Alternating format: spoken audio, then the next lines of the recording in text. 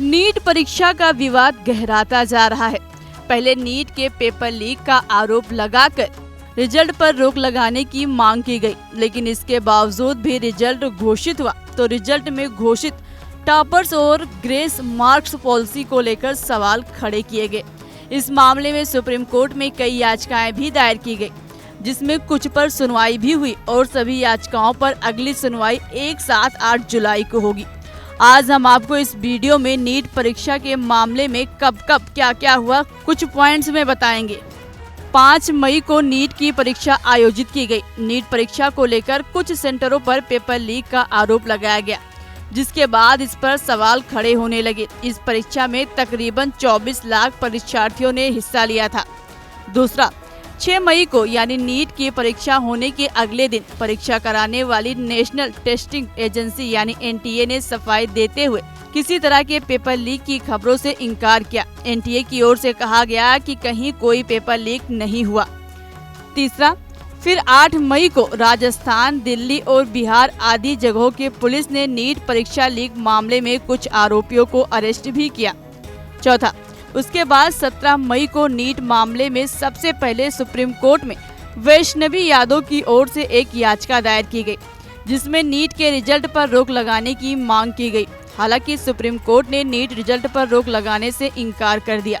फिर 4 जून को लोकसभा के चुनावी नतीजों के बीच नीट परीक्षा का रिजल्ट भी जारी कर दिया गया, जिसमें करीब 67 परीक्षार्थियों को टॉपर घोषित किया गया।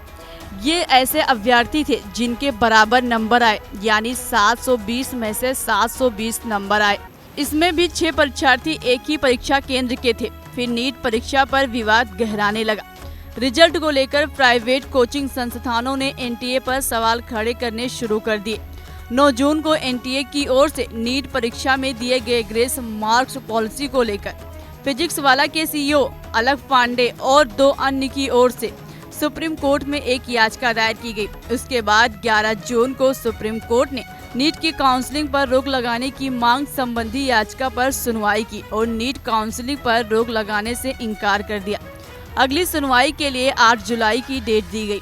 उसके बाद 13 जून को परीक्षा एजेंसी नेशनल टेस्टिंग एजेंसी यानी एनटीए ने ग्रेस मार्क से पास होने वाले 1563 परीक्षार्थियों की परीक्षा दोबारा कराने को कहा। फिर 14 जून को नीट परीक्षा के पेपर लीक मामले की जांच सीबीआई की ओर से कराने की मांग संबंधी याचिका पर सुनवाई करते हुए सुप्रीम कोर्ट ने कुछ भी कहने से इनकार कर दिया।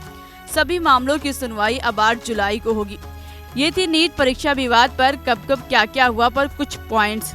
हम उम्मीद करते हैं कि आपको हमारे द्वारा दी गई जानकारी अच्छी लगी होगी।